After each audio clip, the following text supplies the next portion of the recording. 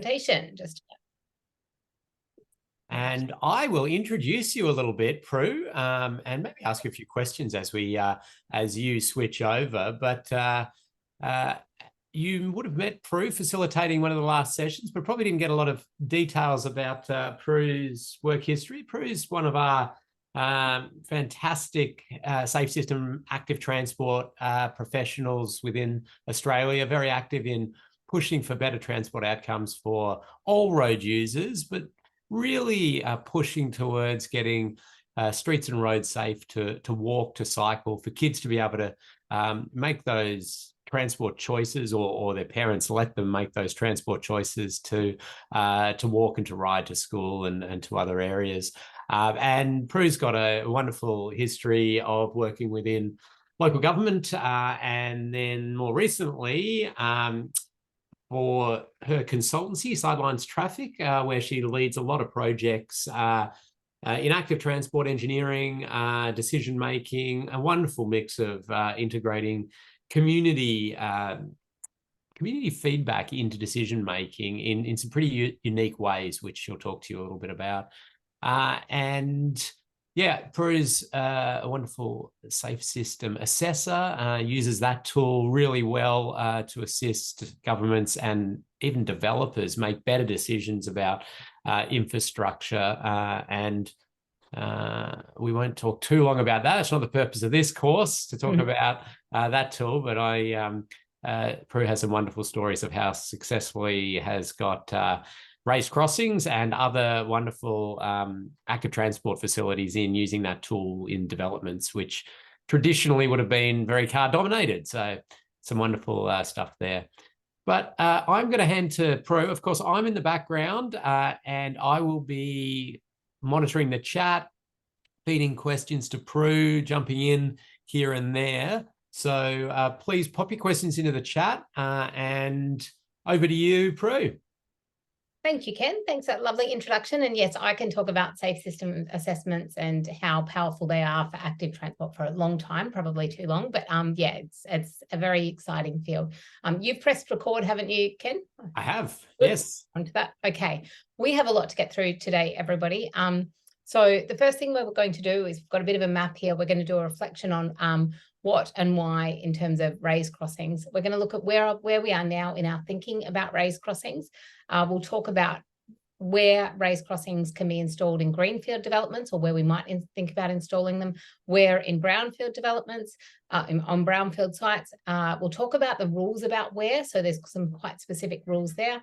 Look at a case study, and then hopefully we'll bring it all back together and know where we've been and where we're going. So just a reflection, first of all, in terms of what is a raised crossing. And we've put this in because there's some slightly different interpretations of them, but we want to know what we're really talking about. So two core elements of the raised crossing is path users have priority, and we use regulatory signs and lines to do that, and there's speed control. So flat top road hump usually, but we'll see some different variations of that as well. But those are two core elements, and really that's what we're talking about today. And we also have to think about what is not a raised crossing. So raised, I've got some examples here. So the one on the left here is raised, but we're not giving priority to path users. And what you often see is you see these little signs popping up around these types of crossings because they're not quite that safe, obvious, step-free. They're not obvious to users.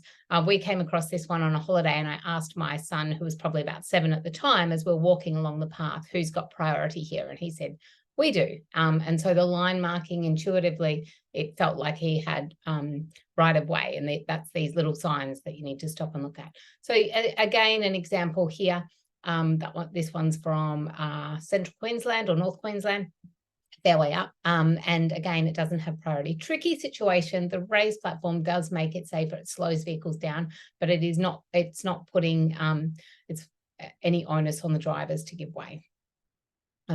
So a bit of action time here. So we'll just have some thumbs up or some thumbs down in terms of whether these examples here are raised crossings. So if you can just enter your answers into the chat and we can have a look at that. So first one, so we've got quite these judgmental wombats to decide. So is this raised crossing? Just based on what we've just talked about, is this a raised crossing? So you can type it into the chat, or you can use the thumbs up or the scary face, I think, is your thumbs down in this. So feel free to, yeah, either way is good. Okay, we're getting lots of yeses in the chat, lots of thumbs up coming in. People seem pretty happy with this, Pre. We're pretty happy with this. Yep. I think there's a nice, obvious one. There's no confusion there. So our wombat is very happy. What about this one? Is this a raised crossing?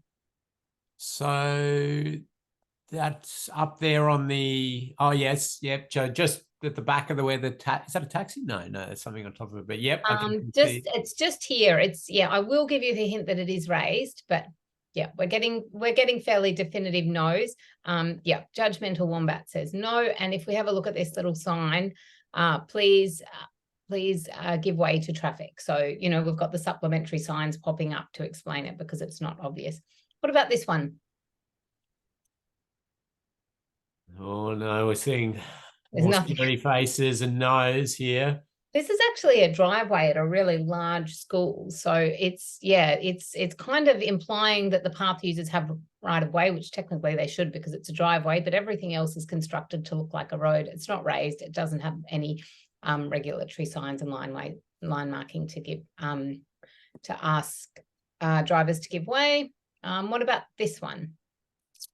Oh, this one. Okay. Well, this is a bit more interesting, this one, isn't it? Oh, we got a bit of a mix coming in. Yeah, we've got a mix here. And I think I think when we look at this, the self-explaining nature, it's certainly not as good as a pedestrian crossing. But this one is a raised crossing. It's not so easy to see here because we are looking at from the path user's perspective, but there are give way signs and line marking at the approaches to those crossings. So this is a raised crossing for a shared path in Queensland. What I would add to something like this is that it originally came from the raised crossing design guidance for bicycles, and it was basically a mini road. So I think to support the self-explaining nature of it, we need a center line and we need the little bike symbols going in either direction or the shared path symbols to help with that. But certainly from the driver's perspective, they do see that give way sign and line marking, but it's not as obvious as a standard pedestrian crossing. Now, Paul's asked an interesting question here, which you sort of alluded to earlier. Yep. Said, you know, so some of these earlier ones, are they unsafe? Are they better than nothing at all? What are your thoughts there? My thoughts is that nearly everything I've shown has effectively reduced vehicle speeds at the crossing point. So we'll talk about that a little bit later in terms of balancing all the different criteria that we look at. Where they fall down is they maybe are not as predictable. So whether they're safe or not, it's whether it's a definitive safe, it's difficult to answer. What I often look at is whether it's safer or safe enough. And I think most of these examples are safe enough, but there's opportunities to optimize them. But we'll talk about that, and it'd be good to reflect on that a little bit later when we go through our sustainable safety principles, and we can have a think about that as well. Yeah, no, I agree. I think a lot more can be done to make them safer. But yes, as you say, you're going to lead into that. But keep the questions coming into the chat. I'm going to give Paul a prize. Are we giving out prizes? Yep. We did prizes last time. Paul's getting a prize for popping a good question in. It's as easy as that to get a prize with me, people. So just got some good questions in. Back to you, Pro. Okay, so we've got another one here. Now, this is some data taken from Compass IoT. And what it gives us is it allows us to get very specific data on the road network at a specific location about the average vehicle speed. So I'm going to tell you there's a crossing under this red arrow. And what do people think? Do we think it's a raised crossing or not? So you can see the average speed there on the left, 47.9, median speed 53, and 53.4. What do we think? Oh no. Does not look like people think there's a raised crossing there, Pro. I'm glad they don't think there's a raised crossing there. No, it's not a raised crossing. It's a refuge crossing. And there was actually somebody hit, a child was hit on this crossing. We really are putting full onus onto the path users in this kind of crossing environment. So it wasn't a raised crossing. Got another example here. So here the average speed is 23.7 kilometers an hour, median speed 26.5. 85th percentile 32, they've all come in. What do we think? going, Yep. yes, yes, yes, Yep. yes, yes. Lots of thumbs up on that one. So we're Yep. thinking that is a raised crossing. Well, I feel really bad because I've actually like really tricked people here, but it's still a really interesting example. Close to a raised crossing, it doesn't give priority to the path users, but it's got the speed control. It's exactly the same crossing, but they have retrofitted with speed cushions. So I refer to this in when I'm looking at how we can improve and make crossings safer. So I think that was a really good question before. Putting these speed cushions in, look at what we've gone from 54 kilometers an hour to 24 kilometers an hour. So we've really we've taken it down into those safe system limits. So we can see how effective speed control can work. It's not a raised crossing here. Ideally it would be, but we can effectively change those vehicle speeds. I will talk a little bit about some of the design details of that in the next session in terms of speed cushions on the approach to, well, I have it as on the approach to priority crossings. That one was still a refuge, but good. And we do have a question that's come in from Kurt. Yep. Would a raised crossing be suitable on the approach to a 2-lane roundabout with 100 km/h speed limit? Very specific question for you there. I do talk about 2-lane roundabouts and how to do that, but do you have any comments on that? We might talk about that a little bit later. We can't put raised crossings across 2 lanes of traffic, so we've got to work with what we've got and work to make it safer. So we might have if you remember to talk about that later, Ken, when I bring up the roundabout guidance, we'll do it then, I think. Yeah, and have a picture. I can guarantee you'll see a bit of that in my session and some considerations and ways we might be able to make things, but certainly for stumping us all or getting us all thinking early on, Kurt, you're a prize winner too. Yeah, that's cool. Yep. Okay, the next thing we're going to do is we're going to reflect on our walk. So the homework task asked you to go for a walk, have a look at where there were conflict zones and where you felt that pedestrians might be unsafe, and then also think about whether we could provide raised crossings at those locations. So we've got results from Victoria and from New Zealand here. I didn't get everybody's because I did this yesterday and some of them I saw came in later after I downloaded it. But basically this is what I get. And I'm just going to go through a couple of examples of what you showed us. So we've got this wonderful example from Wellington. So I'll just play a video. My using Google Earth, my footage isn't great. So hang on, what's going on there? Just got to make sure. I don't do a great job here with my footage. My jerky camera work, but anyway. So what we've seen here, the red dots are the places where there's conflict zones. So this is where someone's gone for a walk and said there's a conflict. And the green is where we're suggesting raised crossings. I love this because we can see there's a few crossings that need to be upgraded. These are refuge crossings. We're saying, hey, there's a refuge here. Let's slow down the vehicles, give priority to path users. Got a little dot here. I'm not sure if that might be across a side road access. We've also got some places that don't feel safe around the signalized intersection as well. So I think this is a really interesting example. It picks up that signalized intersections don't always feel safe for pedestrians. That's why we're doing things like raising them to lower the speeds as well. And it also highlights a number of places where there's existing crossings that don't feel safe enough based on the experience of this user. So I thought that was a lovely example from Wellington. I will go to our next example as well. Now this one is in Dunedin. Again in New Zealand. Let's see. Look at this. So we've got a couple of places here. We've got a side road crossing, and then we have a four-way uncontrolled intersection. So the more different legs of an intersection there are, the more complicated it gets from pedestrians. We'll talk about it a little bit later, about how many different movements someone crossing the road at this location might have to think about. So I'm always looking at these locations. We think about whether it's potential for a roundabout, a compact roundabout or something as well to help manage those conflicts. But certainly this is a place where this can be a challenge. I've worked on projects, we'll see, where we even introducing a raised crossing to the site or a raised intersection then can slow down everything that opens up opportunities for people to protect other movements as well. And the final one we have is from Melbourne, Truganina, is that right? Truganina or Truganina. Truganina to Truganina. Okay. Got our Melburnian here to help us with that. So this seems to be a new development. Look how orderly this street network is. You have to have a look at this. Very orderly, isn't it? I love this example. Look at this. We've got unprotected slip lanes. It looks like the intersection wasn't fully done. Maybe they put raised crossings on those slip lanes. We've got a roundabout again popping up here. Roundabouts have really difficult for pedestrians because of the predictability, and we can talk about that a bit later. Difficult to know which vehicles are exiting the roundabout. So both roundabouts here that this person's walked past have popped up. We've just got a red dot there suggesting it's a conflict and we can't necessarily do a raised crossing there. We potentially could do a raised crossing there.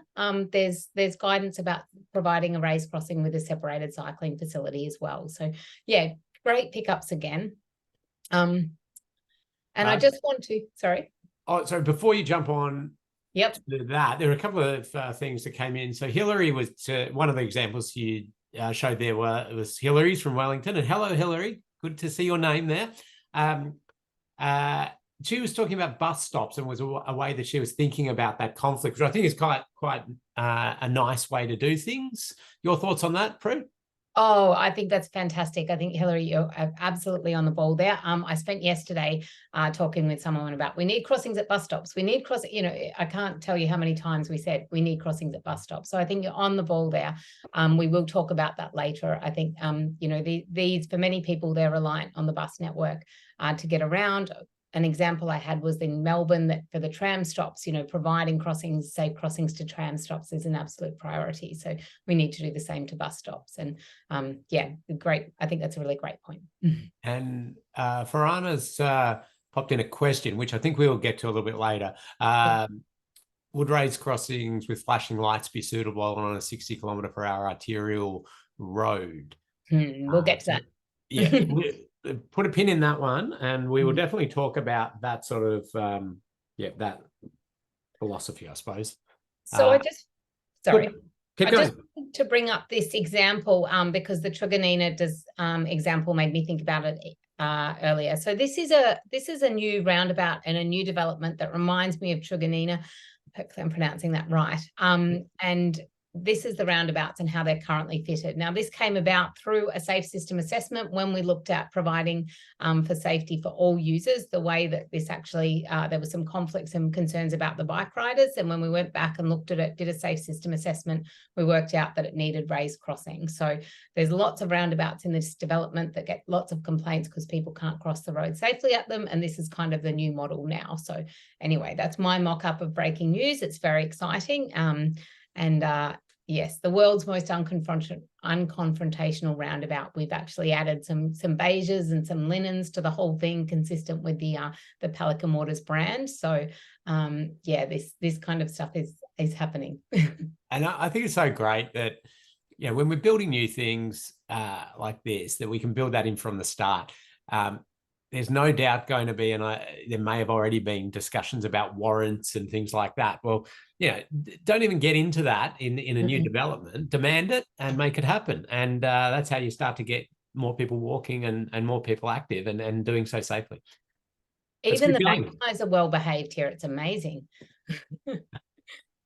Okay, in our homework, we asked you to reflect about what you were thinking about, and so we've got some of the information from that here, and this is kind of just checking ourselves and saying, hey, are we thinking about ourselves? Are we thinking about all users?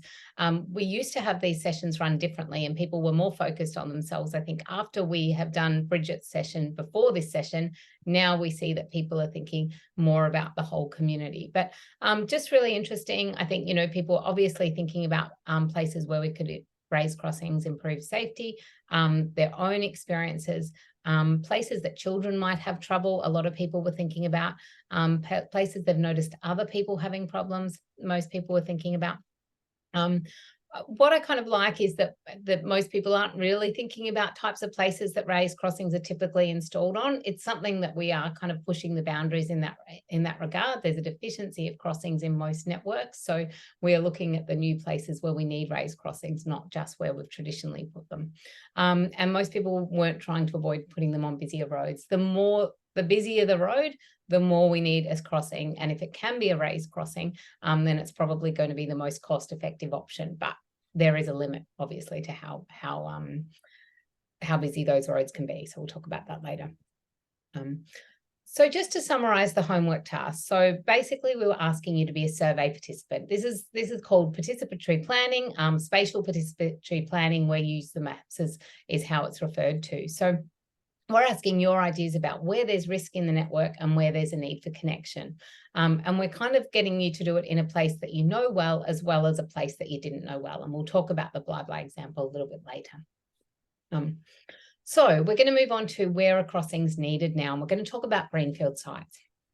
So where a crossing's needed, and we're looking for places in the network where there's risk and where people need connection. So where people want to go. So when we're thinking about risk, we're thinking about safe system principles, which is how we approach road safety in Australia. We're thinking about no one being killed or seriously injured as a result of road crashes. We're also thinking about making it safe for all users on the network. When we're thinking about connection, we're thinking about where are people wanting to go. It's a really actually complicated task to think about where people want to know.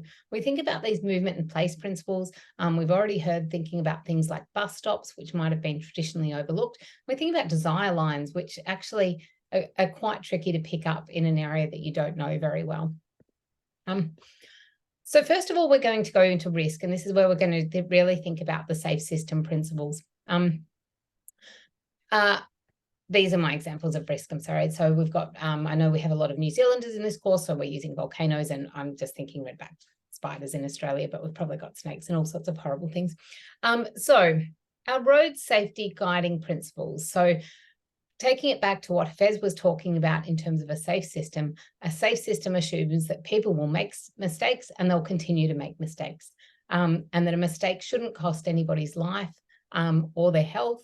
When a crash occurs, a safe system ensures that forces don't cause fatal or serious injuries. So that's really, the objective, the vision for our safe system that we're establishing. Another way to put it, make a mistake, you don't end up with a serious or fatal injury. It should be something that you can recover from. So we can tolerate crashes that don't result in serious injuries. Safe system principles are embedded in design guidance. So this is just searching on Austroads guidelines and just putting in safe system. So I only printed out the first 3 pages, but it just went on and on. So over the last 10 years, the last decade or so, it's been ingrained in our road safety guidance. This is what we defer to, and it's really helpful for understanding what guideline to apply where. We've got a lot of guidance to apply, but going back to that vision of preventing serious injuries and deaths is really what we're trying to do. Now, today I'm going to go through what are called the sustainable safety principles. Now, these are referred to in promoting safe system in the planning process and Austroads guideline. They came from the Netherlands and Sweden in their Vision Zero guidance. I've been using them and applying them for a number of years now when I'm considering what kind of facilities to provide where for active transport users. And they work really well for providing this kind of rigorous but flexible approach that we need for active transport, because our networks were designed in a certain way, and often we have to adapt them to make them safe for path users. So this is the chunky part of this session, really. So any questions, feel free to stop in and put them in the chat. So there's 5 principles here. The first principle is about the functionality of streets, and it's acknowledging that streets have either an access function or that are classified in a highway, and they have an access function or a through function. So if you look over here on the right of the screen, we can talk about 3 different types of roads. So we have arterial roads that are really designed for a through function, so efficient movement of vehicles through an area. Then we have local roads, which are really designed for an access function or an exchange function. So think of people getting into properties, but in the most recent update of these principles, they call it an exchange function. So this is where we think about people getting to bus stops, people having to cross the road to get onto a bike lane, people crossing the road to get to a minor street and things as well. So local roads are really about that slow access function, arterial about the through function. Collector roads, the way they describe those is that they've got a through function mid-block. So we're trying to make them reasonably efficient mid-block. And then at the intersection, that's where we really want to consolidate these exchange movements and safely crossing at intersections. Our road network hasn't necessarily been designed like this. We have arterial roads like the one we saw at the start of that video, which actually are doing an access function, a through function, people going to shops, people parking, people accessing properties. So we've got lots of those roads. Where we can't achieve that single function, it's recommended that what we do is we provide adequate safety with safe speeds. So we reduce the speeds, or we reduce the speeds at the conflict point to protect the most vulnerable users. So that's the functionality of streets. And we can see an example here where we have like a fairly high order road that's got a through function. But we also have at this intersection, that's where we've got the access exchange function. So we need to make it safe at the intersection. And this is a site where someone recommended raised crossings. We need to slow it down at the intersection and make that safe. So the next one is homogeneity, and this is about having equality in speed and direction and mass at higher speeds. And so we want to be separating fast-moving vehicles from slow-moving vehicles. If they're sharing a facility or a space, we want them to be a similar size and going a similar speed. So just an example here, this is taken from a refuge crossing. So if you think of a crossing as the place where people have to share space, we certainly don't have that. We've got that enormous kind of disparity between the size and the speed of the vehicles versus the path users. So we think about that well, and this prompts us to think about slowing down vehicles at the conflict point. It also helps us to think about separating users. So an example here where we've got a raised crossing, we've got the speeds really low at the conflict point where we've got different users crossing. Predictability. Now, this is an interesting one, and I don't know if other models pick up on this as well, but this is about users can predict the path of travel of others and themselves, and they can do that in time to prevent a crash. I'm just going to show you this video here. If you look up the top of the hill, up the top you'll see the first kid coming down the hill, crossing over this side ride, and here comes the second child.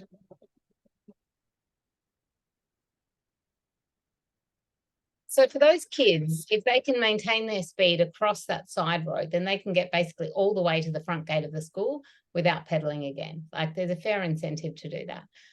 What I think about here is I think about, well, those vehicles, the people driving those cars, if any of those cars turn left, they're under our road rules, they're supposed to be giving way to those children. But there's nothing in the road design that prompts them to do that. It's not obvious. If they don't give way, it's not going to be obvious to the children that the car's going to be turning until basically they're on top of it. So it's difficult for people to predict the path of travel of others. They can predict it of themselves, but not of others. So that's what we often see at side roads. Is what I've noticed when people are being really careful is they give way to all vehicles on the major road. And the busier the road, the harder it is to safely and confidently cross a side road. So that's an example of predictability. And this is a crossing down the same street that was treated around a school to reinforce the priority of those path users. So here we're slowing the vehicles down at the crossing point. We're putting give way signs and line marking in to alert drivers to reinforce that drivers need to give way at this location. The image below is also an example of the education material that was distributed through the school. So what we did is we said the drivers have to give way here, but the kids are the redundancy. If drivers don't give way, they still need to be looking. So the whole education is about where the path turns yellow, check for vehicles, but we've got those drivers on high alert and we've reduced the speeds there. So that's an example of how we've made it more predictable. That's it.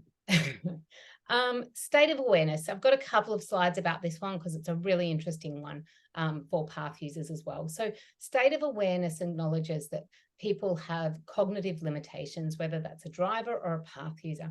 But for path users, they're likely to have more cognitive limitations. Someone who's driving a car has gone through a licensing process. They are required not to drink alcohol or take drugs when they're driving a car, not that we can necessarily rely on that, but they have gone through a certain process and have a different level of competence to somebody who is walking on a path. So in this, we try to think about also putting the responsibility onto the licensed road user as well. So just taking this example, it's the same crossing that was treated before. And if we think of a child about to cross the road, they need to think about 1, 2, 3 different directions of traffic. And we saw in one of the examples that the uncontrolled 4-way intersection was something that people had to pick up. So I've got a video here. This is my son a couple of years ago. He's trying to pick a gap in traffic on that major road to get across the road. We've talked about how to cross the road, thinking.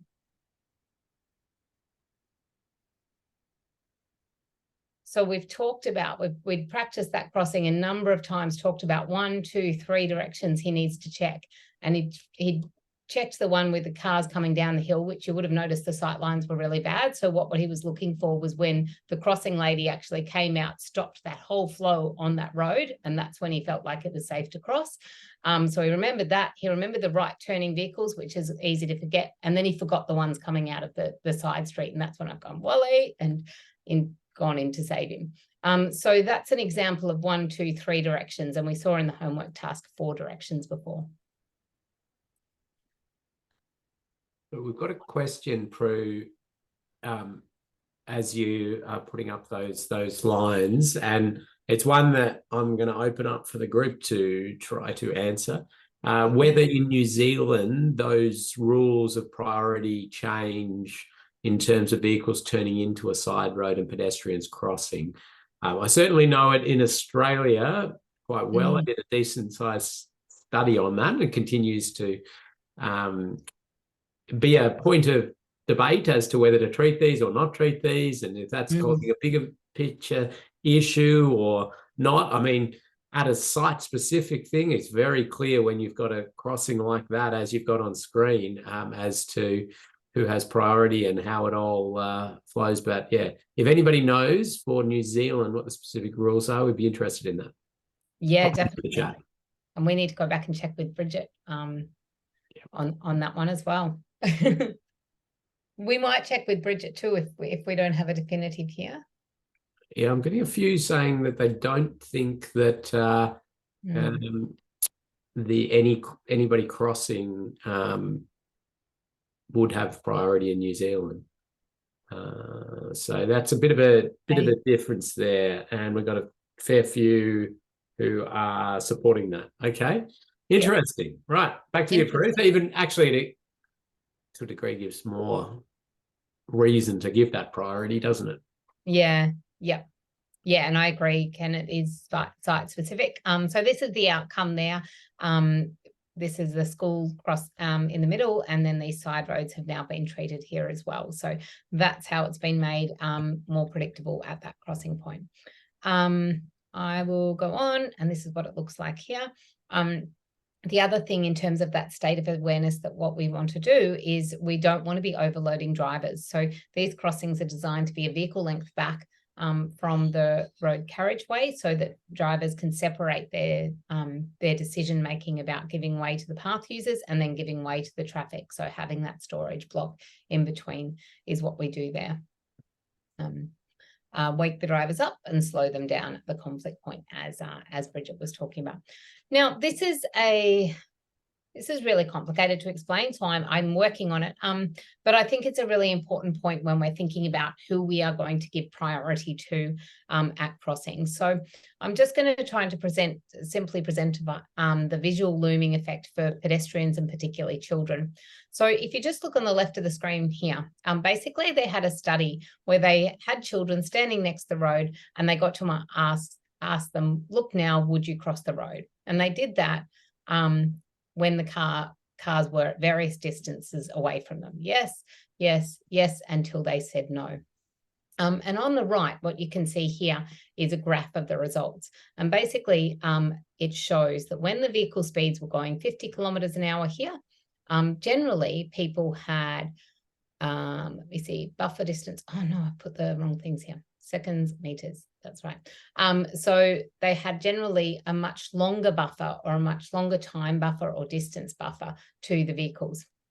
As the vehicle speeds got higher, the children's buffer zones between when they were going to cross, how long they theoretically needed to cross and how long it actually took them to cross, they shrunk. So by the time that we were over 60 kilometers an hour, it was less than 1 second buffer zone. So when they really needed the buffer zone, when it was getting more dangerous, the buffer zone was shrinking because they were not as good at determining how far away the vehicle was and less than 5 meters away from them. So it's, I guess, the outcome of that study too, just to summarize it, and it's difficult to explain in 2 minutes, but anyway, in this study, we determined that children 5 to 12 years could not reliably detect a vehicle approaching at speeds higher than approximately 25 miles or 40 kilometers an hour. So it's something to keep in mind when we're putting refuge crossings in at 60 kilometers an hour, that children are not going to be reliable in picking a safe gap in that situation. And we need to let people know that.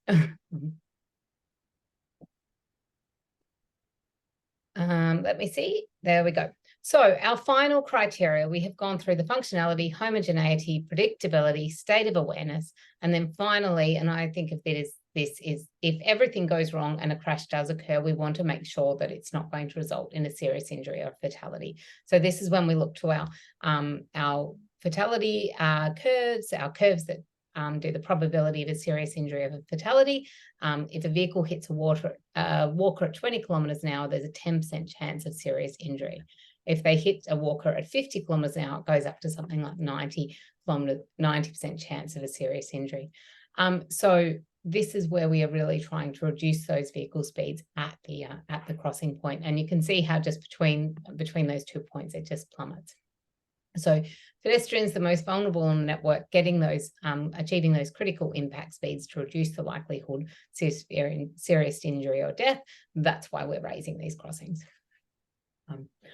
So session 4 will go into more detail about the ramp gradients that are needed and that we use to get to those critical impact speeds, or as close as possible to those critical impact speeds. Okay, so now we have an action time, and what we want to be doing is applying these sustainable safety principles. So this is kind of the scaffolding where we're going to look at this video and this intersection, and then you are going to agree with each of these principles or disagree with how well this particular intersection achieves this. Do we have a poll, Ken, or we? Yeah, we got polls ready to go. Hopefully they're the right ones. We'll see. So I'll start the video, and what I want you to think about. So watch the video, and then we're going to start the poll. And I want you to answer either all of these questions, agree or disagree with each of the following statements.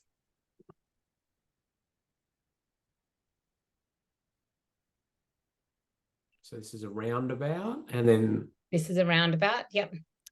Kids trying to cross. Absolutely. Yep. So they're standing on the middle of the road for quite a while. This one's lost concentration, you'll notice. He's had enough, so he's just looking down the street now.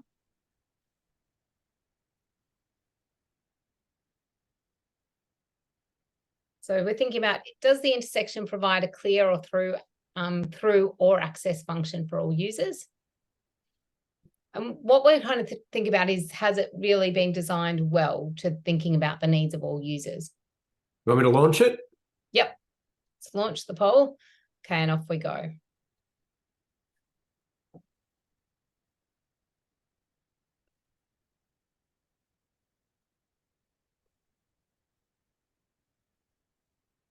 think I get to answer the poll here as well.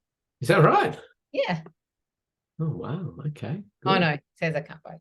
But I'm just seeing the first question. Is everybody seeing all the questions or just the first question? I'm just seeing the first one as well, sorry. I suspect we only got one there to get us going, and then we might get the others through through Okay. typing it into the chat. First one. Okay, so we'll go through these one by one. So the first one, the intersection provides a clear through or access function for all users. Now, I'm going to emphasize the all users there. Agree, neutral, or disagree. All right. Well, we've got most people have answered that. So I'm just going to display that Okay. because that's the one we've got there. And Okay. most people disagree. In fact, almost everybody disagrees with that. Yeah. So I'm going to stop that. And we'll do the next ones by just typing it into the chat or using the thumbs up for agree. Yep. The scary face for disagree, or just type it into the chat as we've been doing. Yeah. Well, I like that. I think that's, obviously we've got those kids on bikes there. They're trying to cross the road, and there's no facilities actually at all provided for them in thinking. There's not even a curb cut through. So I think that's consistent. So the next one is speeds. Oh, sorry. Speeds are similar where users might interact. What do we think about that? What have we got? A thumbs up, thumbs down, or somewhere in the middle?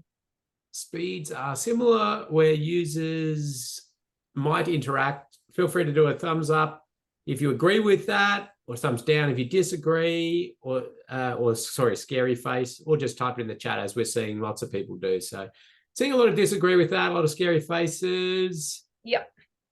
Yeah.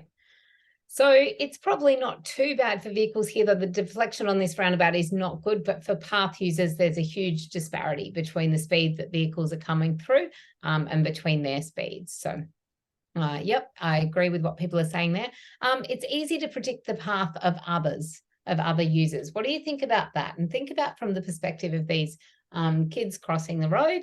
Think about how long they were there and whether there were suitable gaps that they could have used. Okay, so we're seeing some people popping in. Again, scary faces, disagree, no. So people aren't liking this. Bit hard to predict. Hard to forget, yeah. Yeah, so that's the case. We saw them struggling. It was a long time before they got across the road there. It's very difficult. It can be very difficult for path users to predict which vehicles are actually exiting the roundabout. So instead of just giving way to the ones they need to, they end up giving way to all vehicles on the roundabout. As it gets busier, it gets harder. The next one is inexperienced users are not relied upon to judge complex environments. What do we think about that? I don't think this is going to take us long. Inexperienced. Okay. There's a double negative there, isn't it? Yeah. I think that's what's slightly confusing people. So yeah. Inexperienced users are not relied upon.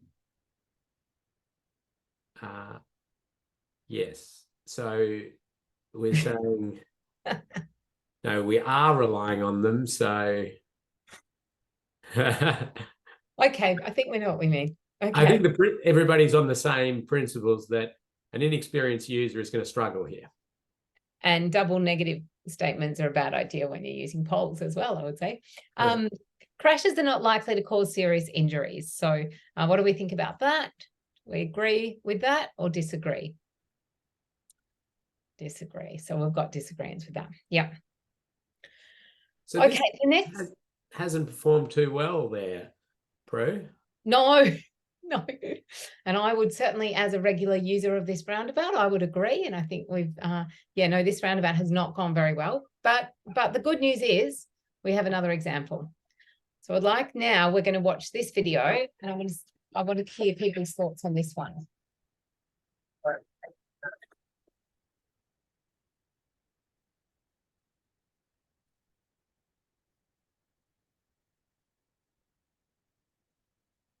It's a busy roundabout. You'll notice there's a lot of vehicles going through there.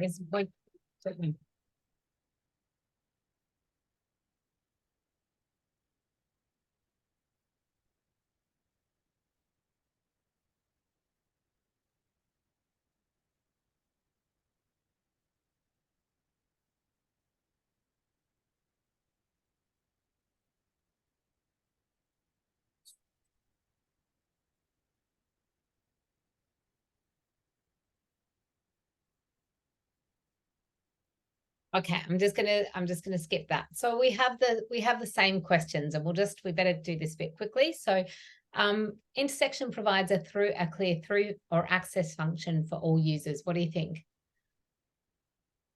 Okay, pop it into the chat, or do your thumbs up, thumbs down / scary face. Paul's got his road safety auditor glasses on straight away about the landscaping planting height there, which I think a few people also sort of noted. But most people agree thumbs up on the first one. Yeah. So I definitely agree with that. And I think that's a great pickup, Paul. Yeah, I would put that under the predictability, because people can't predict the path of others if they can't see them. So these sight lines, and I agree, I feel like someone might have got the planting plans mixed up or something and put the tall plants on the wrong side in some instances. We need to get that planting really low. Ken will talk about that. But we have at least thought about providing for pedestrians. We've got a dedicated facility that slows the vehicles down at the crossing points. I might just fly through this a little bit because I think we probably need to keep moving. Speeds are similar where users might interact. Those raised crossings are lowering the speeds where path users crossing the road. Without those, the speeds don't get reduced at the roundabout until the roundabout. It's too late for path users. So that's exactly what we want. It's easy to predict the path of others. We're seeing really good compliance with where the pedestrians are crossing the road. We're drawing the driver's attention to the crossing the road here. We're raising them up to make them more visible, but there is the issue with the planting. So there's some deficiencies there, but it's generally better than not having crossings provided. Inexperienced users are not relied upon to judge complex environments. So it's something I use this roundabout a lot, and it's something that it never kind of gets my parental risk measures above about a 2, because it does an effective job even though it's a busy road. So it is shifting that responsibility onto the licensed road users. Crashes are not likely to cause serious injuries. We can see the speeds are really low in this environment. They're low on the entry and the exit. So this one, much better example. We saw the one before of the breaking news as well. So it can happen in a variety of contexts, but this is in a very busy environment. Okay, I've got another one here where is this a raised crossing? And the location we're looking at is just around here, just to the left of the side road. So I want to just use the thing to say yes or no. Is this a raised crossing? Nobody trusts me with this stuff anymore. I do like your use of data, though.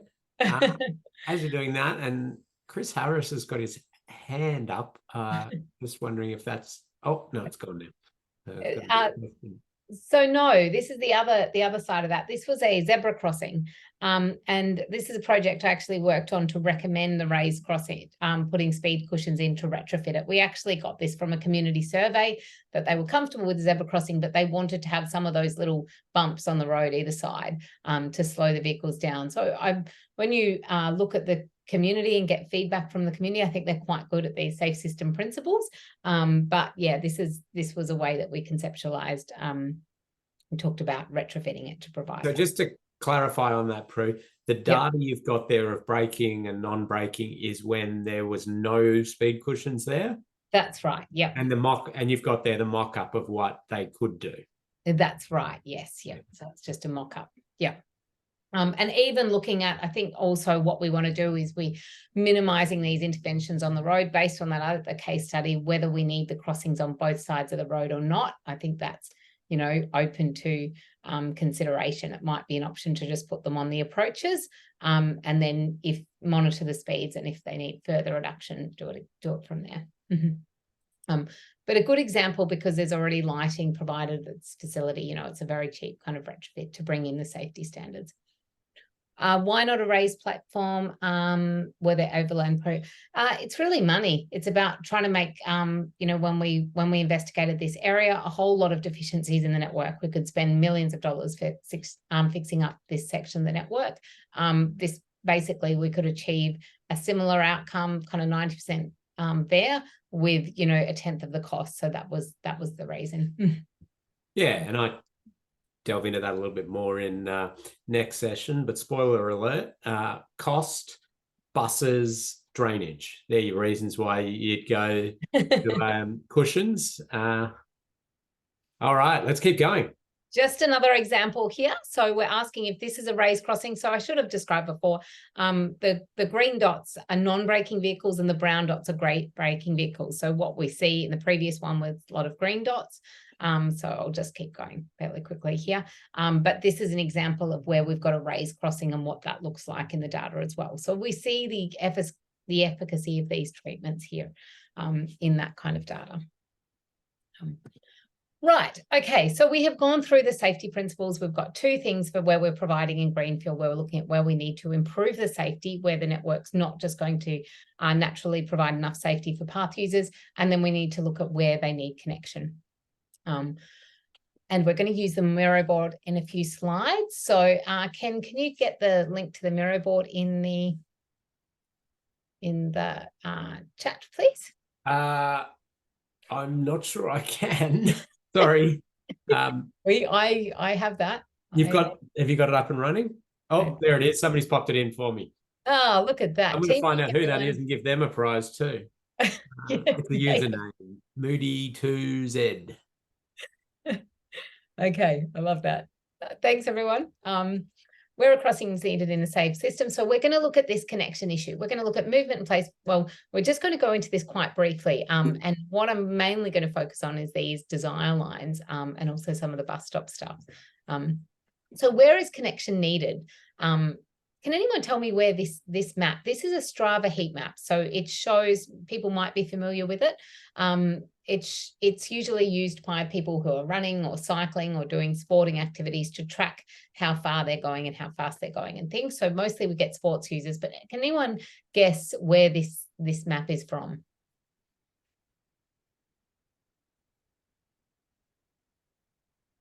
Got silence there, haven't we? Yeah, I think we all have some familiarity with this place, Strava. Strava, yes, it's a Strava heat map. Yep. Are you saying the location of this? Yeah, as in like Townsville or what part of the world? Right, yeah. Yep. No, we want a location, a site. Yep, they're giving you all of the data platforms now. Yeah. So yes, location. Is it location? Blah, blah. Go, Kurt. That's got to be a prize. Okay, Kurt's on double prizes for the day. Oh, goodness me. Just do something. Okay, so yeah, this is Bly Bly. So I've included this map because it gives you an idea. If we think of the network in Bly Bly, where do people walk and cycle? They actually walk and cycle most places. So where there are intersections, people we can generally assume people are going to need to cross the road, and that we require a lot of connection. So in greenfield places, where is connection needed? Well, I've made it, I've just had a first cut. It's needed in a lot of places. It doesn't necessarily mean that we actually have to provide a crossing in every one of these places. That's where we go back to our risk model. I had a look at this again as well, and just based on the work I've been doing lately, and I look at this big orange road down the middle and go, well, that's a big gap between crossings. You can see that there's two kind of minor streets here. That kind of situation, we should be assuming that people need to cross the road as well. So my point here is just don't underestimate how much connection we need for people walking and cycling. It's a fine-grained network, and we need to make sure that people can get access to all of it. So I've got we're going to go to the Miro board here, and we've got a quick activity, and this is what it's about. So you're managing an application for a subdivision east of the town centre. Here's our new development here. The site is expected to double the traffic volumes on the road connecting to the centre. Where might you install pedestrian crossings? So use a sticky note to show locations where you might consider a raised crossing. Include your initials on the sticky note and a comment explaining why it's needed. So across to the Miro board now. Yes, well, people are flying around on the Miro board, and it's the a growing network one, which you find down in module 3. So scroll down if you're still up in earlier modules, and yeah, it looks like most people are hovering on it. I get to see. There we go. I can bring everyone to me as well. Flying around there. Cool. Yep, people are getting this, popping their sticky notes on, and yes, you've got it on screen there, Prue, so that's excellent. There we go. And we got about 5 minutes before halftime. So whenever you want, if you want to give them a little stretch break at some point. Okay. So this is really interesting what we're seeing. I'm seeing people are quickly picking up on the roundabout, and that this roundabout's going to get busier. It's going to get harder to predict gaps in traffic there. We've got the side road treated there as well, providing that continuous network between the side road to town. So that's fantastic. What I didn't put on there was bus stops, and that would be a good thing to think about here as well, making sure if people need to get across the road at that development to get to bus stops, that we're thinking about that as well. And we've got some people thinking about that as well. So certainly something I've done this because it's based on what I've seen. I've seen lots of towns that seem to grow, and they grow out, and the roads get busier, and the intersections, it's thought about how we provide for traffic, but not necessarily how we get people across the road as this happens. So we will go back to presentation now. I'm not quite sure how, there we go. That was easy. Right.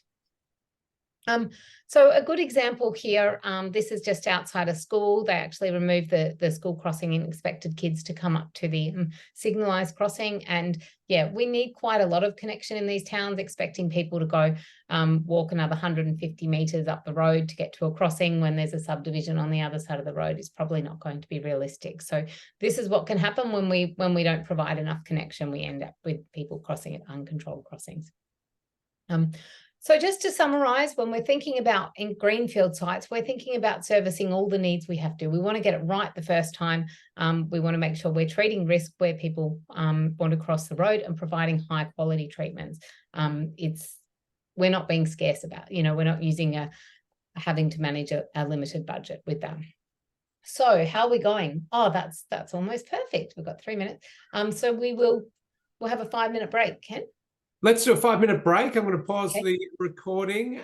Get yourself a coffee, have a stretch. We'll be back in 5 minutes. Perfect. And back to you, Prue. Let's kick it off.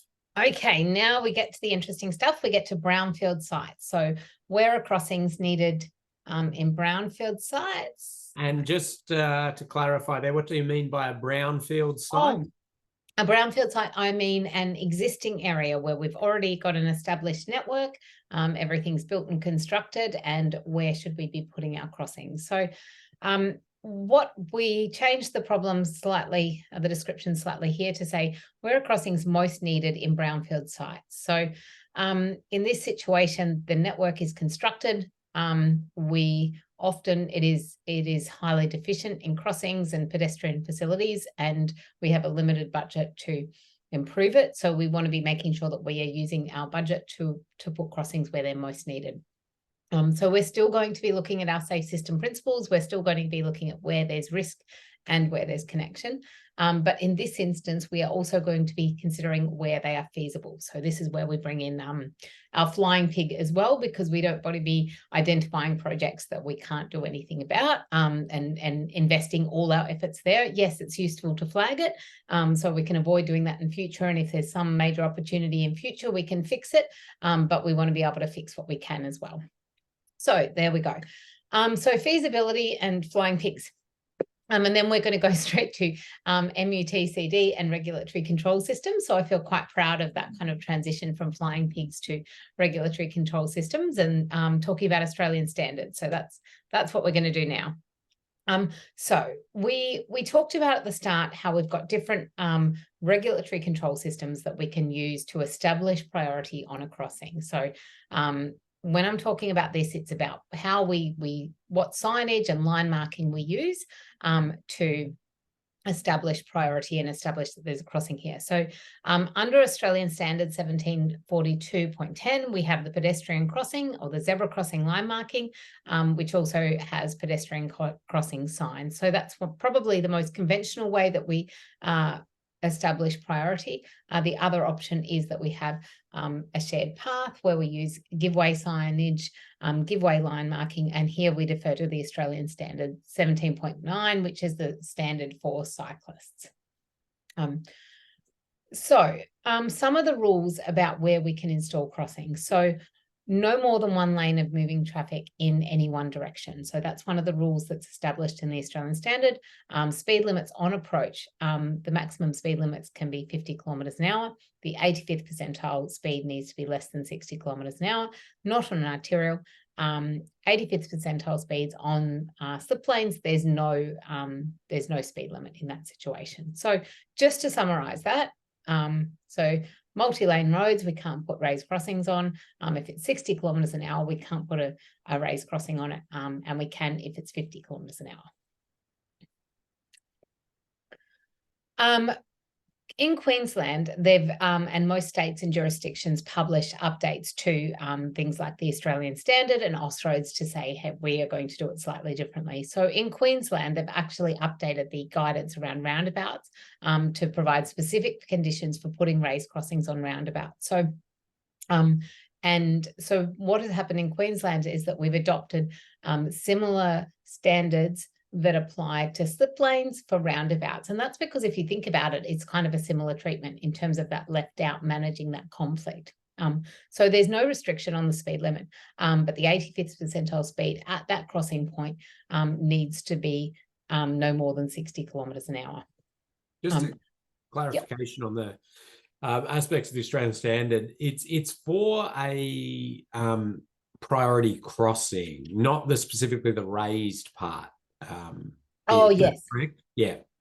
So while we're talking about raised crossings, that they're putting these in to say you can't have a pedestrian priority zebra type crossing at those locations. Yeah, that's right. And there's very different safety outcomes for a zebra crossing versus a raised zebra crossing, isn't there? So that's one of the limitations of the Australian Standard, that it was developed for a crossing at grade, whereas when we put in the raised platform, we rely on it taking 10 to 20 kilometres an hour off that actual posted speed. Is that how you? Yeah. And that's right. I think it's sort of the sort of lagging thought of an Australian Standard, or any standard for that matter, is sometimes very archaic in the way we're thinking of it, but we're still using it in a more contemporary environment, which can cause some issues.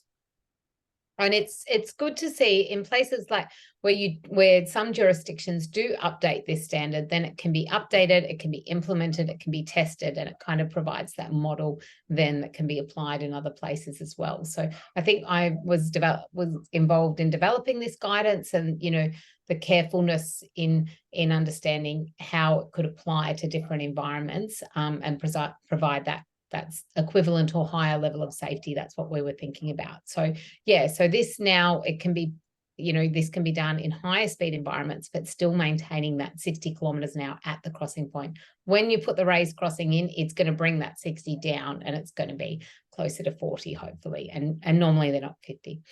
So basically, this is what it says now. It says for new roundabouts in Queensland, this is the preferred treatment, is that for new single lane roundabouts in Queensland, this is the preferred treatment. We put raised crossings on all approaches of the roundabout. They're one length back from the roundabout to provide for that queuing, and to separate those movements as well. So we had that question at the start of the session about multi-lane roundabouts. No, it doesn't work for multi-lane roundabouts. I've showed a little bit of that example from Compass IoT. I've used that on multi-lane roundabouts. A lot of the roundabouts I've seen are actually single lane approaches, and then they go to 2 lanes just approaching the roundabout. And there's examples where the crossings are actually put before the roundabout branches out to become a multi-lane roundabout. So that's going to depend on what the speeds are at that conflict point. But what I've seen is that usually they're under that 60 kilometres an hour, and you can bring it down. So there are things to do, but in Queensland, that if you have single lane approaches before the multi-lane roundabout, I might actually put an example in there because I think it's a really good question. And we've seen examples in New Zealand as well. But multi-lane roundabouts, they really are very difficult for people walking and cycling, and current standards in Queensland say that grade separation is required, or signalising them. So I think that the process that Queensland went through will be an assistance to other jurisdictions if they haven't done that thinking, because as you're writing up a design exception report, which is basically going to say we want to put raised crossings on this 60 km/h roundabout because we know people are slowing and on the approach, and Queensland has adopted that from those principles, and there it is. Like that's basically the way we can deviate from an Australian standard in a very proper manner. You just do your design exception report and carry on. Absolutely. And you can always quote the breaking news article as well, Ken, if it helps. Yes. Good. Let's keep ticking on. Okay, let's go. So what are we thinking about? So how do we apply the rules? Road safety platforms are an efficient, safe, and value for money treatment. Install where you can to facilitate safer crossings. Modify road environments where you can to install raised crossings. Install other treatments where you can't. So just to give you an example of how we look at this, 60 km/h in my area, it's a frontier in terms of getting these roads to 50 km/h. All the benefits of reducing that speed, but that means we can get cheaper crossings in more frequently. So that's a great outcome. Multi-lane roads, we need to signalise those. 60 km/h compact roundabouts with raised crossings, really complementary treatment. So we get that predictability of simplifying the movements by the roundabouts, but we can use the raised crossings to reduce those vehicle speeds if we don't have space to get a lot of deflection on the roundabout. So that's another option as well. So use these standards to change the environments, not to give up on connecting your pedestrian networks is the message we're trying to convey there. Other things to consider as well, and Ken will go into this as well, is sight lines, drainage, cost, practitioner and organisational experience. We'll see that in some of our survey results can be a barrier as well. But this is just an extract from Queensland's Raised Priority Crossing Guideline. Before they published the guidelines, the guidance to install raised crossings at side roads, they did an evaluation of untreated and treated crossings. And I think this is published in that guidance, and it's a good way to give practitioners confidence with using these kind of treatments is to read the outputs of that study, which is provided in that guideline. Sorry, there was a clarification. Yes. A question came in around where do you put raised zebra crossings or wombat crossings? Where do you put raised priority crossings, as in the ones? And I answered it in the chat with shared paths, raised priority, and then wombat crossings for other locations. But I realised that Queensland also lets you ride your bike on the footpath or the sidewalk. Yep. So that might be slightly different. Is that right? Yeah, well, we usually use where we're getting a significant volume of people riding. That's where we usually use a raised priority crossing, and where it's important to make sure that those riding trips are really efficient. Where it's mainly pedestrian movements, we'll mainly use a pedestrian crossing. If it's an environment that's pushing the boundaries in terms of a higher order road, there is that more instant recognizable nature of a raised zebra crossing. So, it's a small compromise for riders to have to come to a complete stop before riding across the road if it means that they don't have a delay in pushing a button. So I certainly believe there's flexibility there in terms of what we use where. Yeah. Thanks. Well. Mm-hmm. Okay, methodologies for where in brownfield. So we're going to go through 3 simple methodologies for where, because this is where crossings are most needed. So we're going to talk about crossing upgrades, established demand, and community-led planning.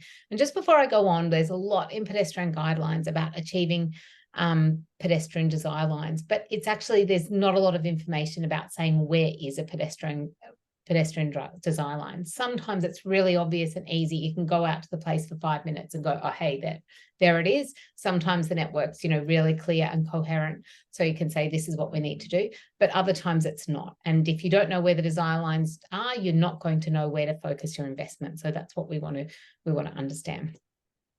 So the first one is crossing upgrades, and we saw that great example from the homework where someone had highlighted the existing refuge crossings near the bus stops as places to upgrade the crossings. So this can be a great way of looking into where you're going to put raised crossings, because often they represent existing desire lines. The risk has previously been identified and somebody has responded to that, and a crossing facility has been put there.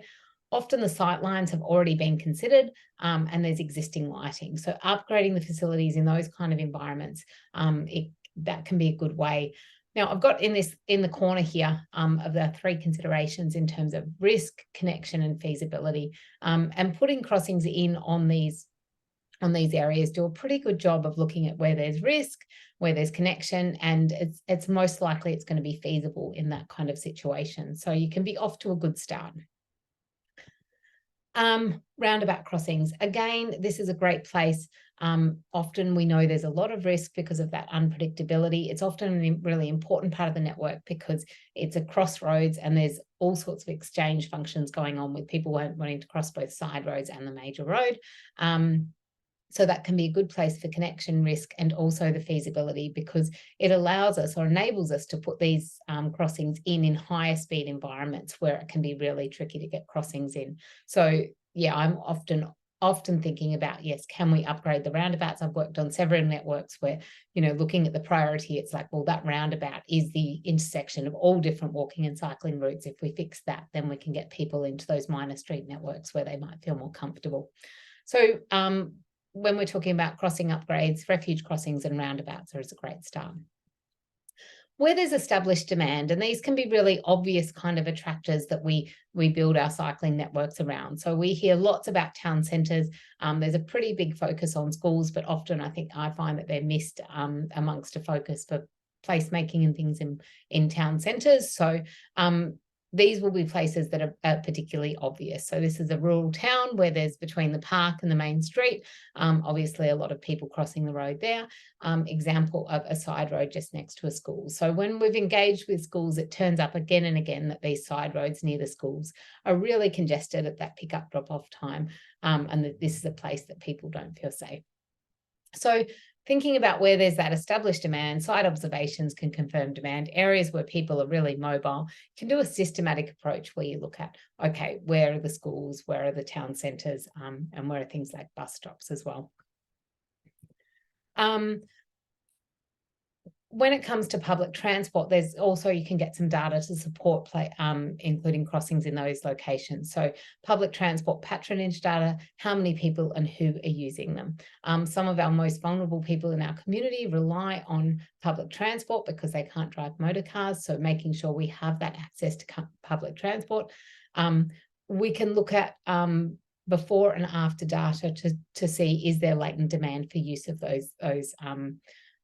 those bus stops as well. So because we've got that patronage data coming from our public transport networks, we can use that to focus the investment in the right place, but also measure any increase in uptake before and after, which helps justify the next project that we want to invest in.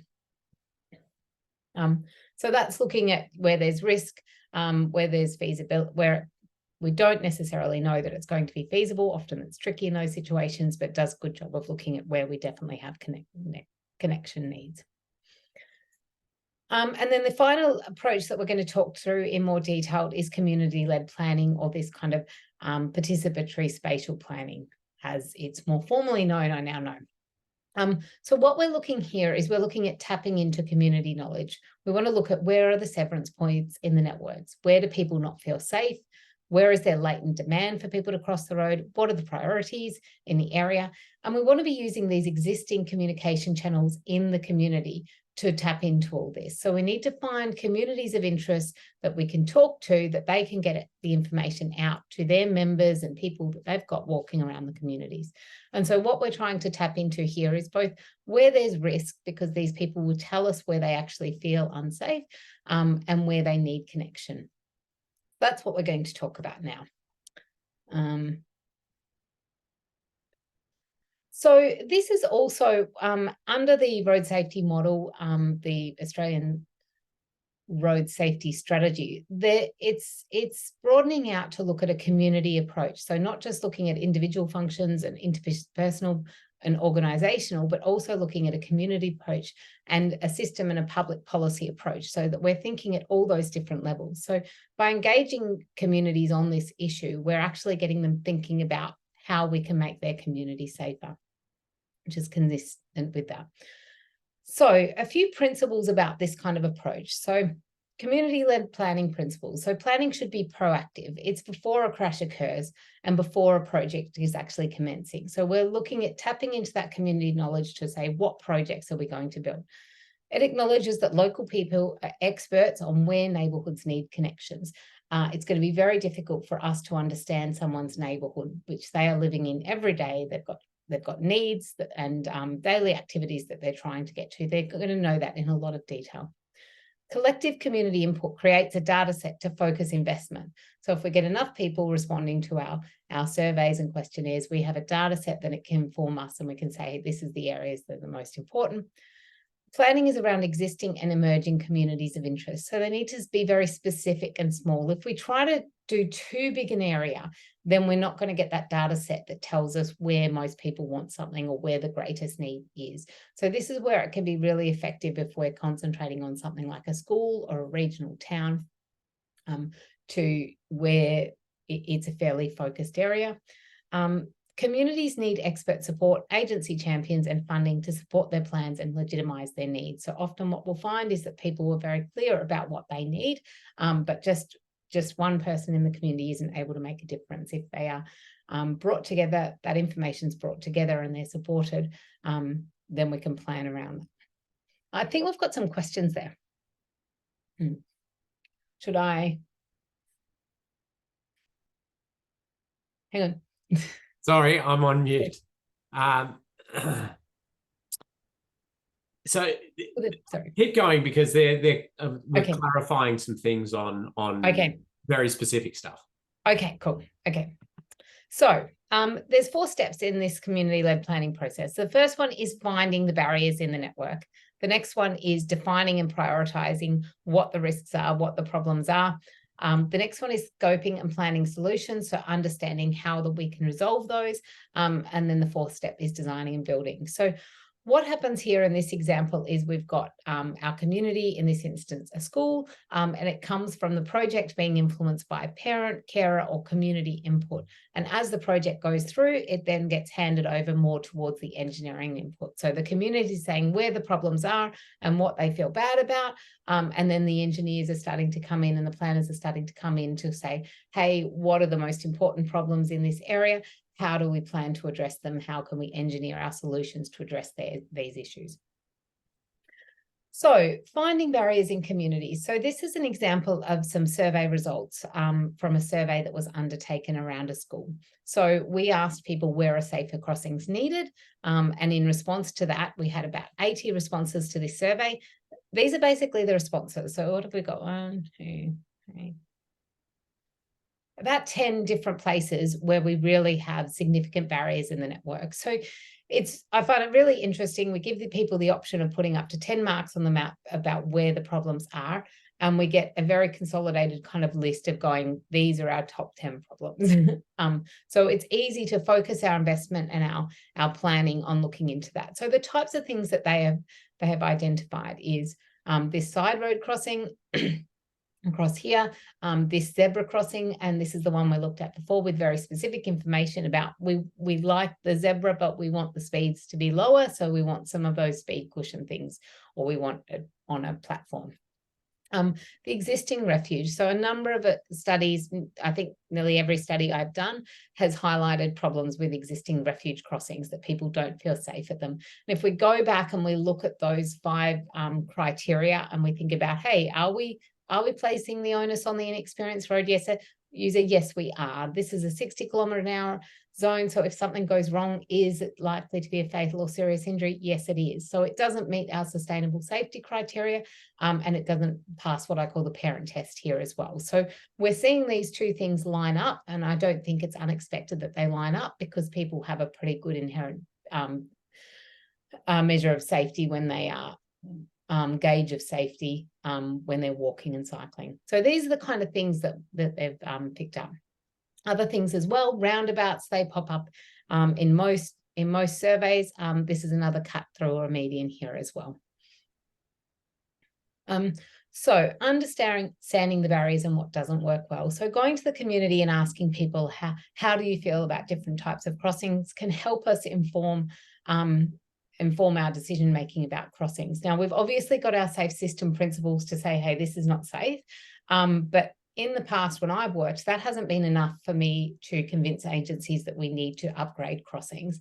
It wasn't until I had the community data to support the safety recommendations that actually I started making progress, and engineers and planners would adopt the recommendations to upgrade these crossings. So in surveys, we give people pictures. We say, how concerned are you about your child using this type of crossing? And just to give you some of the results here. So an untreated crossing, we've got 85% of parents very concerned. Untreated side roads, 60% very concerned. The remaining are somewhat concerned. So before we had this kind of data, it was very difficult to convince people budgeting that it was necessary to treat the side roads near schools. After we had that, yes, we'll treat the side roads near schools. So there's a couple of things there. We want to, in terms of building that case for investment in safer outcomes, it is helpful to have that community data to support the engineering data as well. Refuge at roundabout, so we had, nearly everybody somewhat or very concerned there, refuge crossing, and then we compare that to a raised zebra crossing, and that's where we've got 80% of people not concerned, and the remaining somewhat concerned. So we can just see how kind of polarizing that is between the different crossing treatments there. So just running through just a very kind of crude and basic kind of look at the safe system principles. I'm kind of like, well, an untreated crossing is definitely not good for a safe system principles. These are all in the, I'm not so sure about, but the raised zebra aligns very well. So we see this kind of good alignment with what the community are hoping for active transport, as well as our safe system principles. So that's where it comes together really well in terms of, engaging with the communities to actually identify and help simplify our problem, to know what we should be focusing on for our safety interventions. Now, obviously not everything is going to be feasible and we're going to be able to fix, but it's something we can do to start our investigations and making sure it's we're focusing on the right areas. Now, so we've got a quick action time now, where we are going to use the chat for this one. And we've got a little bit of a quiz. So the spots on this map show A, an unusually precise storm forecast, B, future planning for electric helicopter air taxi landing pads, or C, places where safe system principles, parental concerns, and children and vehicles most likely collide. How are we going, Ken? Yeah, I think we've got a lot of C's coming in, which is good. People are listening, and I think we can keep moving on that. Okay. Some of the other ones though. Yep. Okay. So our wombat is very happy with C. True or false? 8 out of 10 parents said they were not concerned when their kids used this type of crossing. True or false? Yes. False. Lots of true. Lots of thumbs up. Good. Perfect. We hear a lot of things about, I'm not sure if others do, but I hear things about, oh, the parents are helicopter parents and they don't let their kids walk and cycle to school, and this is the problem. And I think when you look at the data around it and you think, oh, okay, well, parents are quite clear about the kind of facilities they need, and it lines quite well with what road safety experts would consider is an appropriate treatment. I think we need to be looking back at, at what we're providing in the field to support people walking and cycling to school. So that's a true. Okay, we're going to talk about likelihood and consequences of crashes at this intersection. And just use the quiz again, but likelihood and consequences of crashes at this intersection are higher because A, the vehicle speeds are greater than 50 kilometers an hour. B, the crossing is frequently used by children. C, the crossing is frequently used by elderly people. D, there are no other crossings within 1 kilometer in each direction. Or E, all of the above. Okay, so a lot of people putting E in. I suppose some people don't have quite enough information to do this, but lots of people saying E.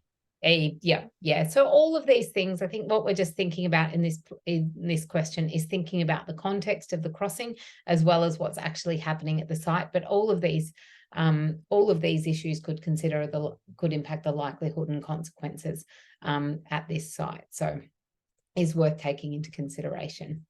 I didn't put the video on, but you can get an idea here about how busy the road is. And we have talked about the busier the roads, the more challenging it is for people to provide a gap. If you think about to find a gap, if you think about someone with a vision impairment, they are relying on hearing a safe gap in traffic, and that's going to be really difficult on a busy road. This is my quick stretch as we get into the last half an hour.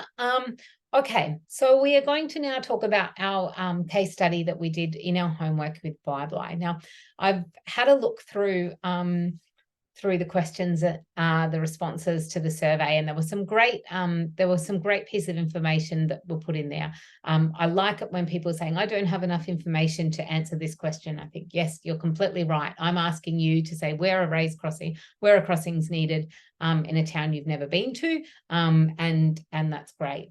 That you're acknowledging that, because that's something that we are looking into by doing this kind of work. We are asking those local community experts. We're acknowledging that they're experts of their own community, and then you can come in afterwards. But as somebody who's working in this area, you would want to be coming in with some data and some experience on the ground as well, doing the site visits and things. So what did we find in our survey? So where did we decide crossings are needed in Bye-Bye? So basically, we asked you to put up to 10 markers on the map in places where you think safer crossings are needed in Bye-Bye. And then we asked you to think about the sites that you've identified and how many you might consider making safer with crossings. So I'm just looking at some of the maps of the crossings. So in terms of what we heard from people, we heard all of them, most of them, about half of them, and some of them. And it's pretty broad in terms of these answers, but I think this all of them or most of them is possibly about half of them. I think we're right in the ballpark there, that all of these places we could put some consideration into, or most of these places we can put some consideration into. There is a dual lane roundabout in the middle there, so it's going to be tricky if we need crossings at that site. But there's a lot of sites where we could certainly at least start by considering them. I will go into the crossing stuff a little bit later, but what are the possible reasons that safer crossings haven't been provided at these sites? I think this is interesting to look at what your colleagues are seeing as barriers or potential reasons for it. So one of the reasons that people strongly agreed with was that crash data doesn't pick up the barriers in walking and cycling networks. And that is a problem. We miss latent demand when we're just using crash data to try and work out where we need safer crossings. It's acknowledged that many really dangerous parts in the network people will avoid and they won't walk and cycle. If we look at the dramatic kind of decrease in kids walking and cycling to school, that can be a response to road safety issues. So people, instead of walking or cycling with their kids to school, they put them in the car because it's not safe enough to even attempt it.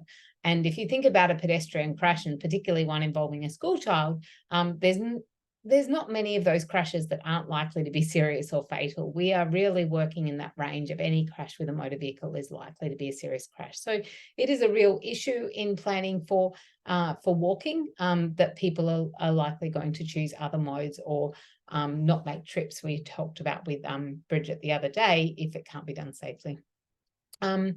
Better process are needed to identify where communities need crossings. So that's something we're trying to look at in this course, to try to give practitioners processes and confidence in planning for crossings and way that you can do that.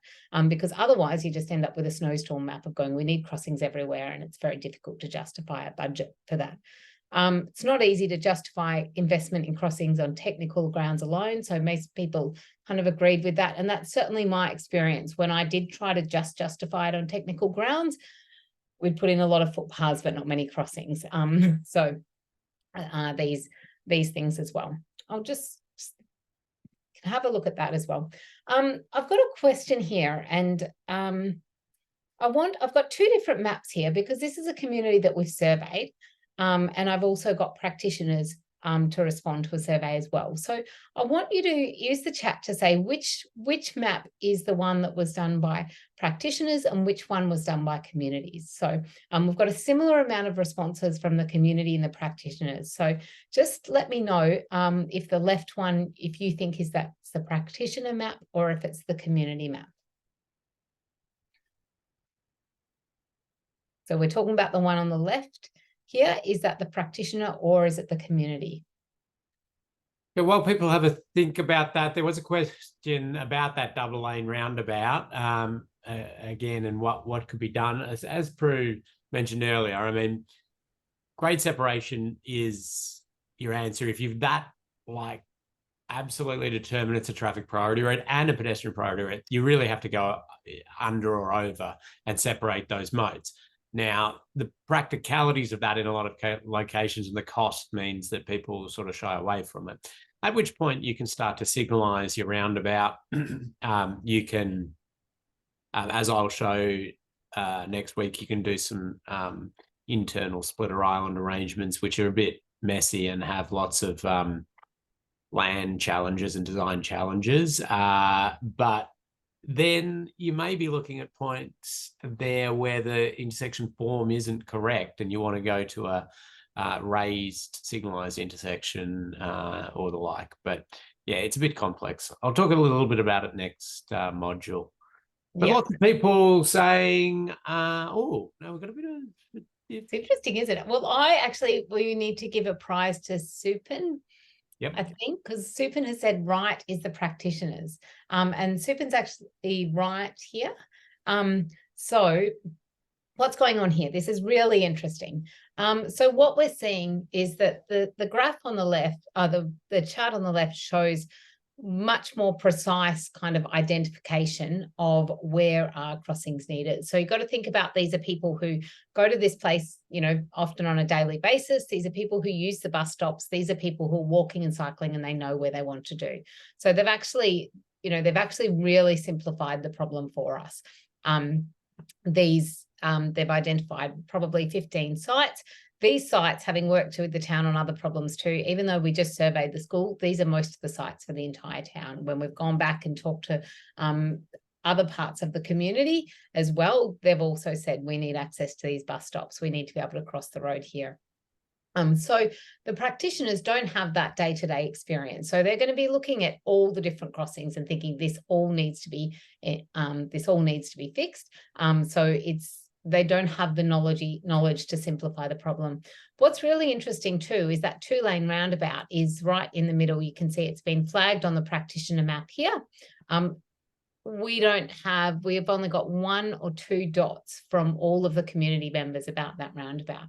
And it's interesting, when we were looking at improving this town, the agency went straight to that 2-lane roundabout, and that's where they wanted all the improvements done for walking and cycling. When you look at how the networks work, there's an underpass around here, and there's an alternative route that means that if people can cross the road at Waigani Street here, they can get to the underpass and they can get to the school up here. This crossing, actually, there's very little demand for movements across that roundabout. North and south on the right side is a really important cycle route, but there's only about 2 houses or maybe about 4 houses here. They're the only people in that network that need to cross the roundabout. So actually providing the crossing back here at Waigani Street, that's where we just have a 2-lane road and we could put a raised crossing in. So this is where the community data can really help simplify the problem, so that you can look at investigating more specific parts of your network to prioritise those areas. So once you've got a short list of 20 projects, it's much easier to prioritise it than when you've got about 50 projects for the whole town or 100 projects. So what we've seen is that the community data is actually more specific than the practitioner data. And I think that reflects what we heard in that feedback, that I don't know the town, I don't know the area, and it's quite difficult to understand it. So that's an interesting exercise. Thanks, everybody. So there's the community and the practitioners. So just going back to the process, defining and prioritizing, then scoping and planning, and designing and building as part of that. I'm going to reflect and go back to the sustainable safety principles again here now. Looking at the crossing here, we've got another activity here. I want you to think about which of the sustainable safety principles do you think, and it might be more than one here, is we're struggling to uphold at this location. So we've got a shared zone, and it's signed as a 10-kilometre-an-hour shared zone. What do you think might not be going so well in terms of the functionality? So thinking about the function of the road, and the function of the network in this place, predictability, homogeneity, state of awareness, and forgivingness. What do you think here? Might be more than one.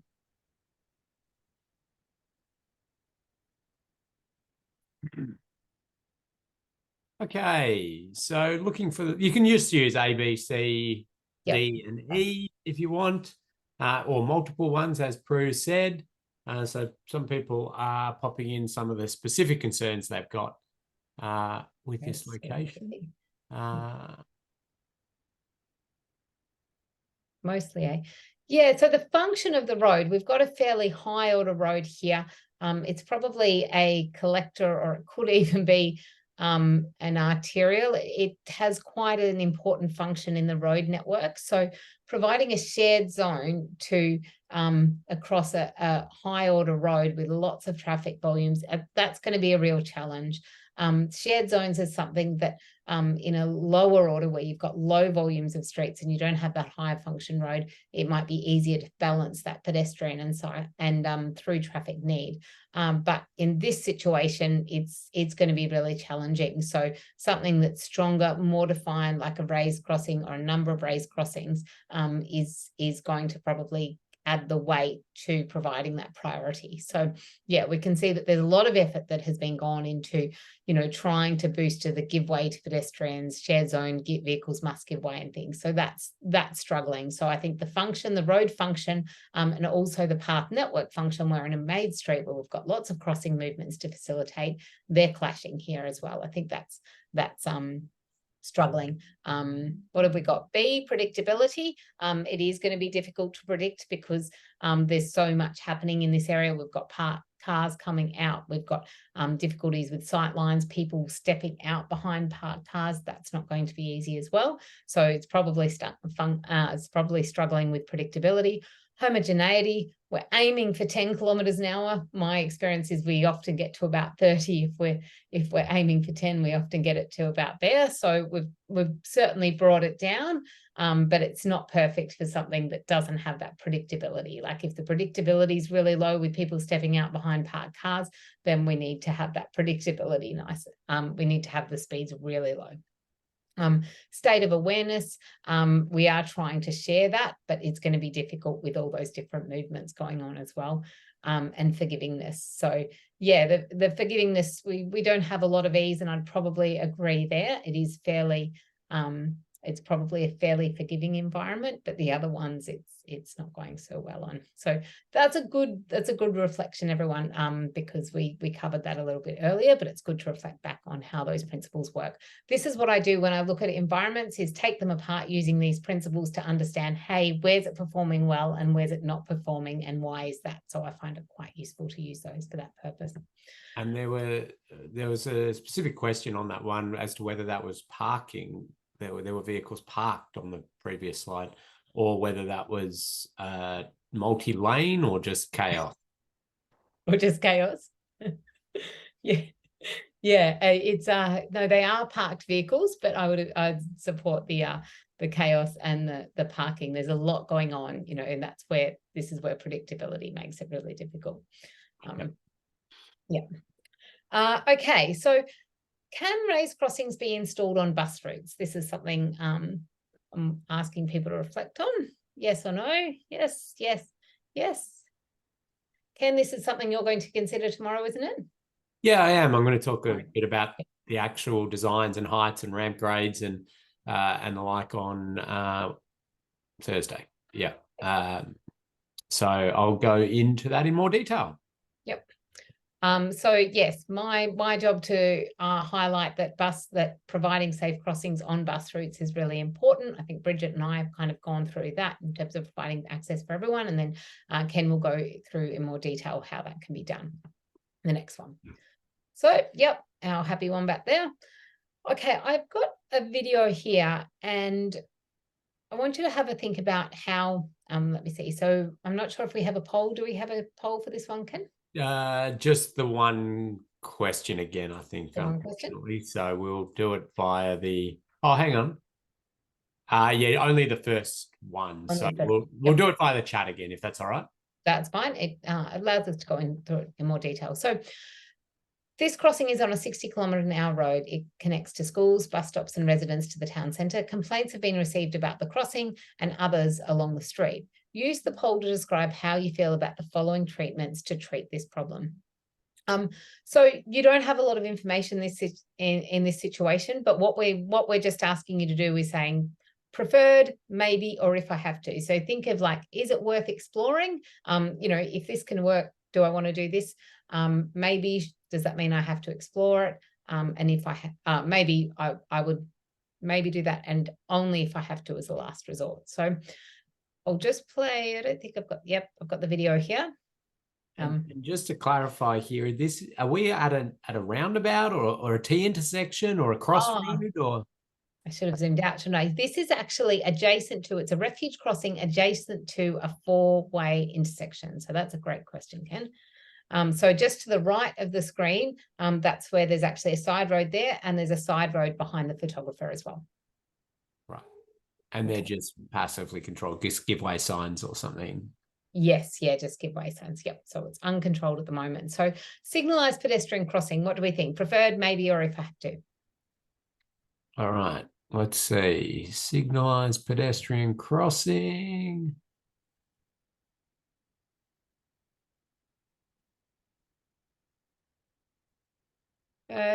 So we've got some preferreds and some maybes. It's certainly an option that should be on the table. You see, in this instance, and if I have to, feel free to put in the chat if you want to put some bit of an explanation in there as well. Be interesting to know. Let's just go to the next one with signalized intersection with crossings. What do we think about that? Preferred, maybe, or if I have to. Remembering there's two side roads either side of the road here. Preferred, maybe, based on traffic volumes. Yeah, so I think we can assume that the traffic volumes are pretty high here. Mm-hmm. Yep. So we've got an if I have to, preferred. We'll keep going through because it's good to compare these. Raised signalized intersection with crossings. Maybe. Preferred. Yes. That's between them. Yep. Reduce posted speed and install raised crossings along the corridor. What do we think about that? Maybe, preferred, maybe. Maybe. A lot of maybes on that one. A lot of maybes, yep. And what about a raised crossing with roundabout with raised crossings? Roundabout. Maybe, preferred, maybe. So I think most people seem pretty keen on the raised signalized intersection with crossing, signalized crossings, and for the roundabout was probably coming in the next with the raised crossings. But I think a lot of people are saying, well, give me a little more data and a little more information, and I'll be more refined with my my choices there. Information to make, yes, great. So it's not about making a choice. It's just about keeping things on the table here. And I think we've kept these things. They're all treatments that need to be on the table. And I think what we've come up with is we've raised signalized intersection, raised roundabout, raised crossings at roundabout. Both of these things don't just treat the conflicts with the pedestrians, but they also make it safe for other road users as well. We didn't go through in a lot of detail the crash curves for all the different types of crashes, but often by providing for safety for pedestrians, we can make it safer for all road users. And so something like a roundabout or a raised signalized intersection, we can really improve that predictability and the speeds, all those five criteria really, but not just for pedestrians, but for all road users. So that's always an opportunity when you have these desire lines close to the intersections to keep in mind. But you're right, we need to go to the next point to think about what's the preferred here. We need that data, and we need a lot more information. Summary. So I'm just going to do a quick summary now from our WARE presentation and what we've gone through today. Also, if you've got any questions, let me know.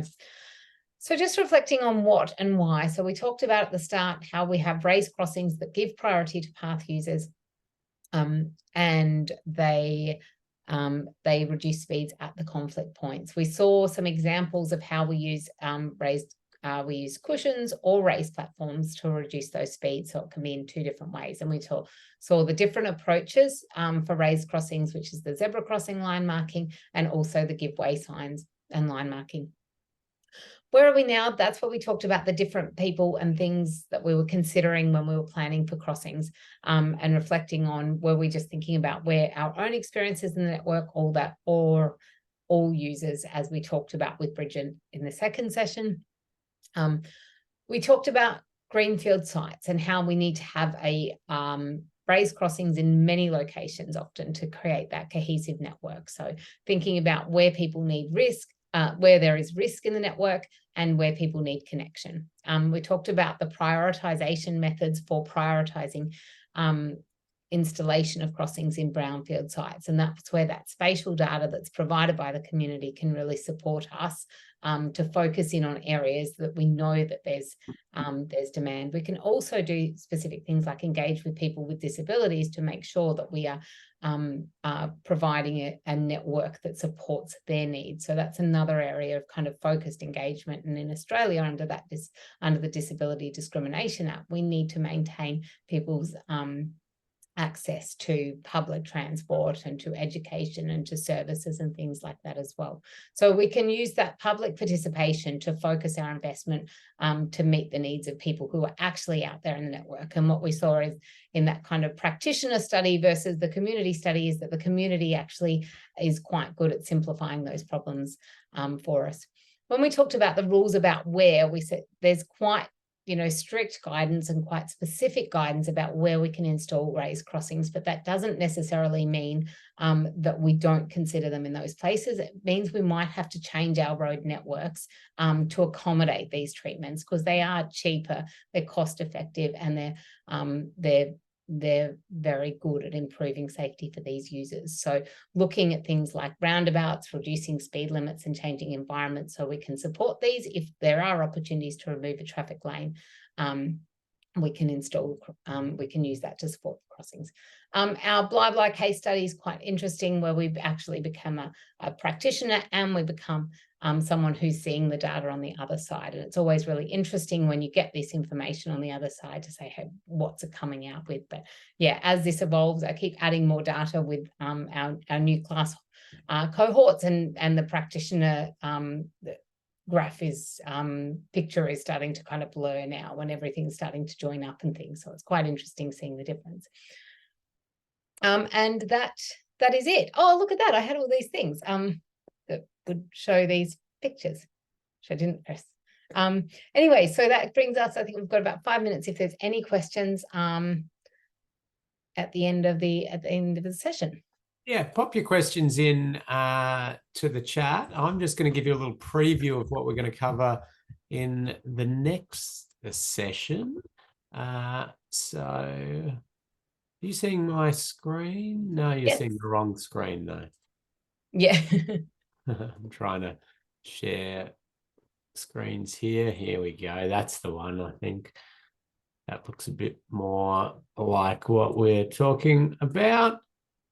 So next session, so Prue's done a wonderful job there covering sort of the where and a bit more than that as well, which has been good. I'm into the why, the how, the engineering and design, and I'm going to cover off ramp grades, signs and lines, roundabouts, and a bit more on positioning on roundabouts. Prue did touch on that, but I'll delve into that in a bit more detail. Sight lines are really important one, often forgotten or misinterpreted for pedestrian crossings. lighting, drainage. Very brief discussion on pavement, and I know there was a question that I was meant to cover on that as well. So hopefully that'll then cover off any final things people are looking for out of this course. There is a quiz. Is there a quiz? I think there's a quiz to do. No? No more homework for this session. It was basically done in advance with the survey. If you haven't, I think most people have done the survey. If you haven't, jump in there and put your answers in as well. There might be a few people who haven't done that yet. Yeah, okay. So nice one. You get to relax. And I just give it a second to see if anybody does want to ask a particular question. But I'll say thank you to Prue for the wonderful presentation there, and you've done a excellent job. You covered a huge amount. Of course, Prue's contact details you've got on the agenda and in the slides, and so I do encourage you to reach out to Prue and ask, especially, Prue's a wonderful source of knowledge in many things. The way that Prue goes about that planning and engaging the community, I think, is pretty exceptional, and something that I think a lot of local government especially, and even state governments and the like can get a lot of value from, and we can achieve some pretty good outcomes. So thank you, Prue.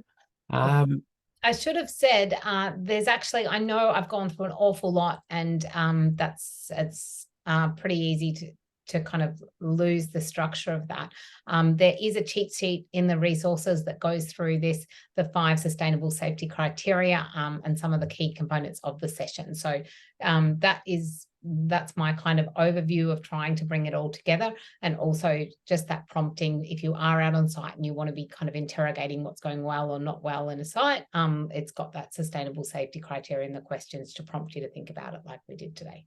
So good. And there a question came in, which the local walking activity and case study, which you went through some of those results at the start from specific people, and so that gave some good insights. And